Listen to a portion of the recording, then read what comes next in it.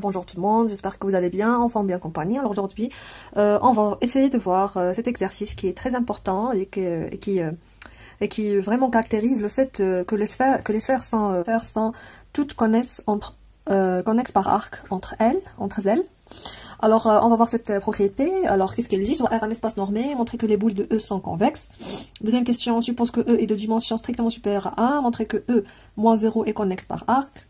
Ça veut dire connexe par axe, c'est-à-dire que si je prends deux points de E moins 0, alors je peux dessiner un chemin entre deux points de E moins 0. Un chemin, c'est-à-dire c'est une fonction continue qui relie ces deux points. Deuxième question, trouver une application surjective et continue de E moins 0 dans la sphère unité, c'est-à-dire la sphère du centre 0 de rayon 1. Et en déduire que toutes les sphères de E sont tous connexes par arc. Alors, on va commencer par la première question, montrer que les boules sont convexes. Ça veut dire quoi convexe? Ça veut dire si je prends deux points de la boule et je trace le segment qui relie ces deux points, alors nécessairement elle est dans la boule. Dit convexe, ça revient à dire, c'est-à-dire on peut dire que connexe par arc. Alors tout ce qui est convexe, il est connexe par arc parce que s'il est convexe, c'est-à-dire je peux relier par un chemin, alors il est connexe par arc, c'est-à-dire on peut relier par un chemin. Alors on commence par la première question.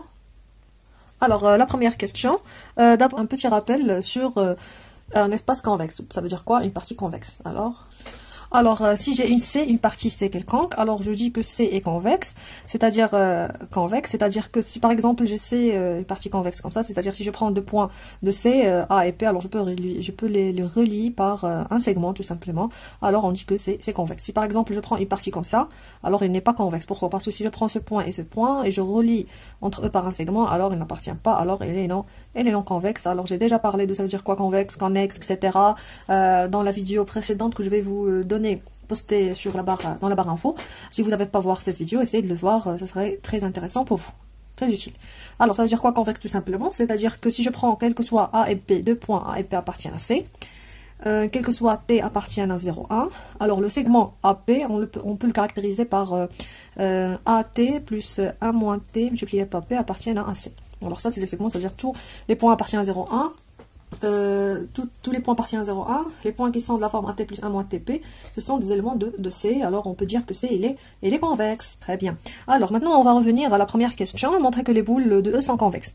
Alors montrer que les boules de E sont convexes, alors je vais prendre une boule quelconque, alors soit la boule, alors montrant que la boule de centre A et de rayon R est convexe.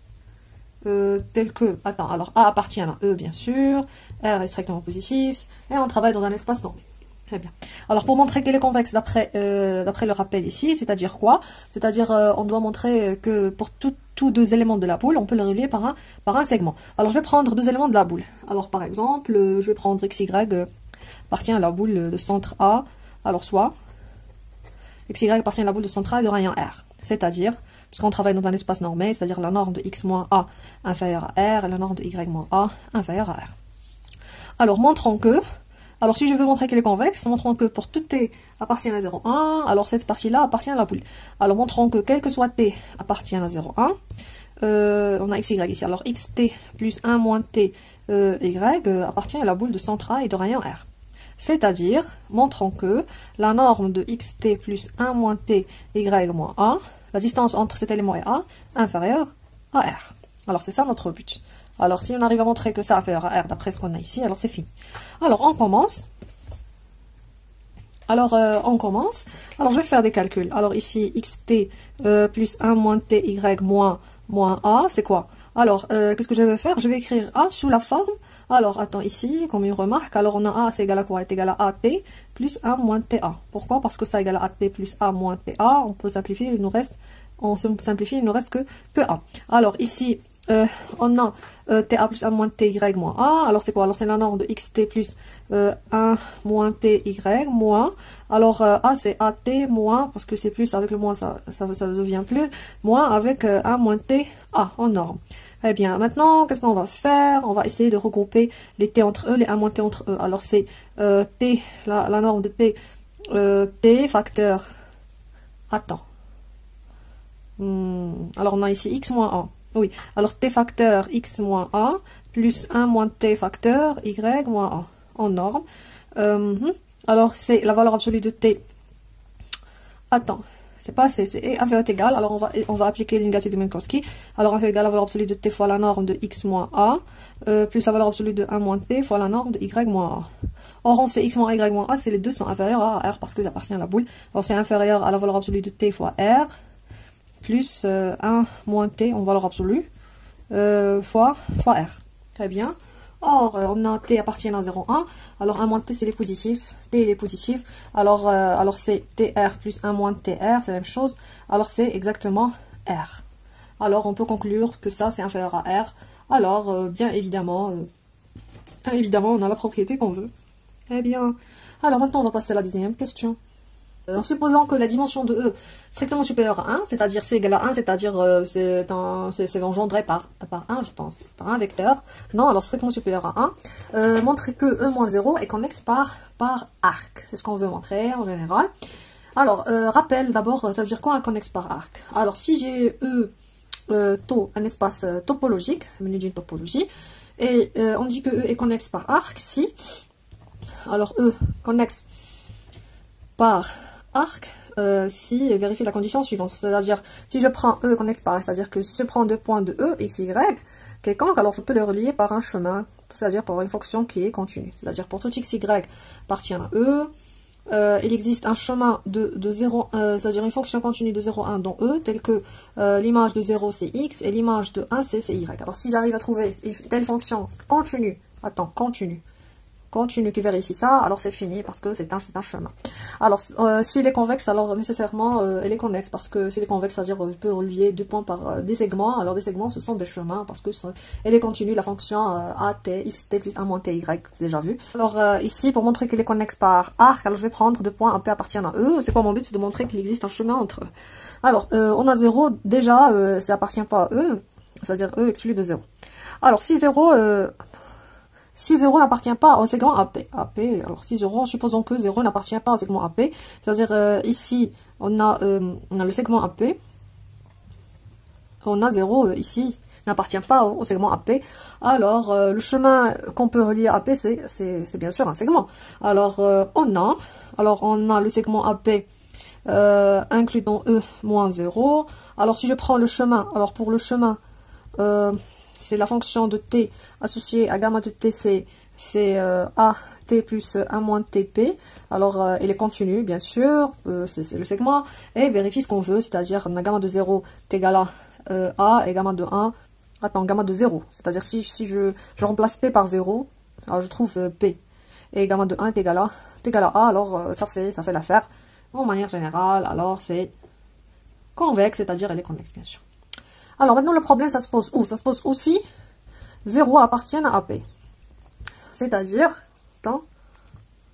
alors si 0 appartient à AP, c'est-à-dire par exemple si j'ai AP ici, E, alors AP, un segment entre E, et si j'ai 0 ici entre E par exemple. Ça c'est pas serment au milieu, mais il est entre E. Alors dans ce cas-là, alors on a 0, il est bien sûr exclu de E, il n'est pas dans E. Alors si 0 appartient à AP, alors, dans ce cas-là, qu'est-ce que je veux faire? Moi, je veux relier A et P par un chemin. Si je relie par le segment, c'est pas possible, parce que le segment n'est pas un chemin, parce que déjà ici, 0 n'appartient pas à E, alors c'est pas possible.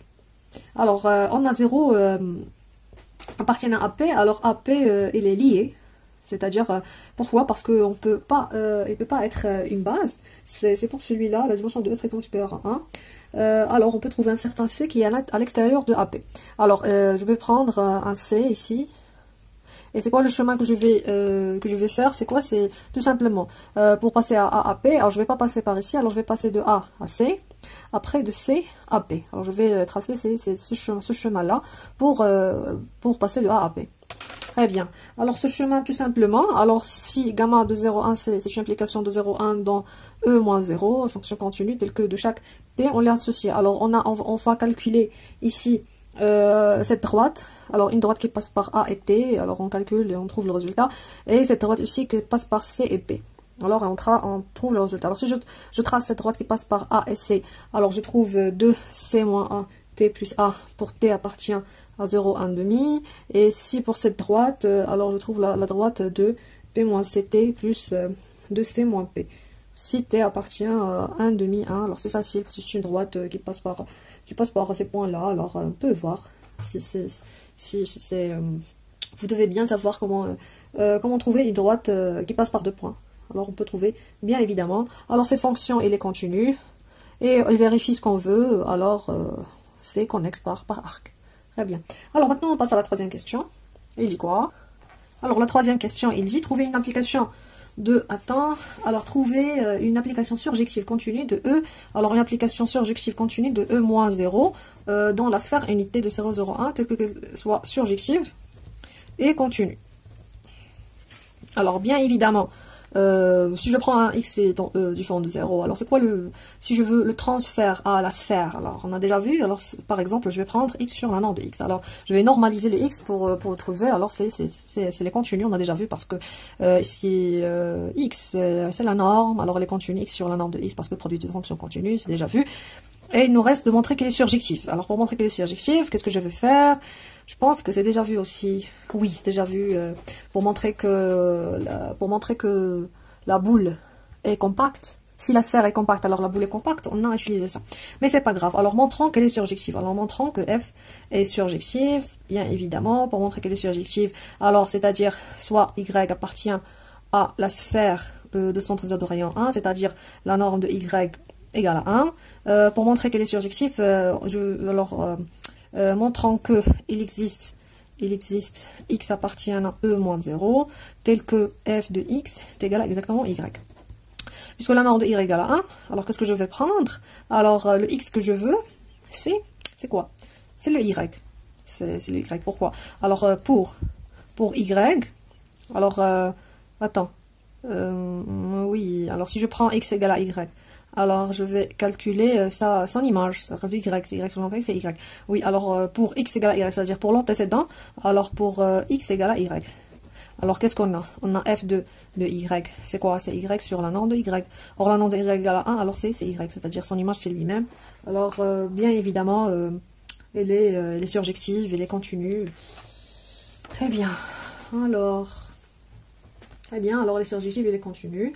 Or, E-0, on a vu que E-0 est connexe par arc, c'est-à-dire de tout point de cet espace, je peux le relier par un chemin, et on a f est continu, alors on peut conclure que la sphère de centre 0 de rayon, on a déjà vu que l'image d'un connexe par arc par une fonction continue, elle est aussi connexe par arc. Alors maintenant la dernière question, il dit quoi?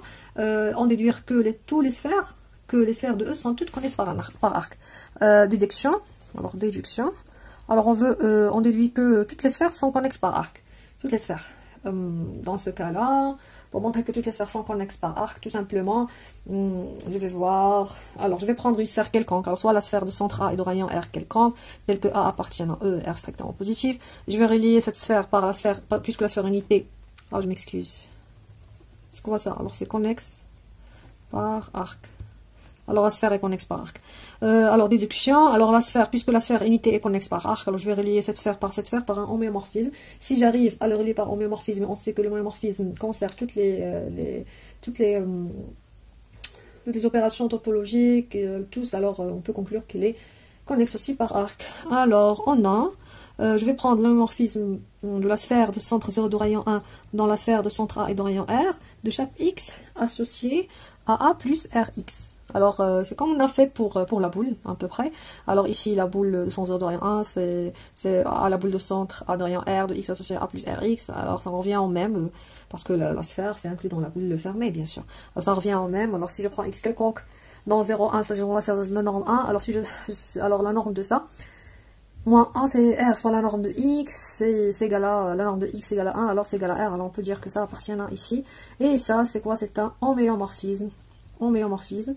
C'est facile, les contenus, translation, et les contenus parce que c'est composé d'une translation d'une homothétie, ce que vous voulez, alors contenu, bijective, sa abjection, sa réciproque et les contenus. Alors, or, celle-là, elle est quoi? Elle est connexe par arc, alors ça aussi est connexe par arc, d'où on peut conclure que toutes les sphères sont connexes par arc entre eux. Merci pour votre attention. J'espère que vous avez compris un petit peu ça veut dire quoi connexe par arc, ça veut dire quoi connexe, la différence entre connexe par arc et convexe. Et connexe on a déjà vu, si vous n'avez pas vu, essayez de revenir pour voir ça veut dire quoi un espace connexe. Et quoi encore j'espère que vous avez vu c'est quoi l'utilité de l'homéomorphisme parce que c'est très utile, surtout dans la topologie. Je vous remercie pour votre attention. Au revoir.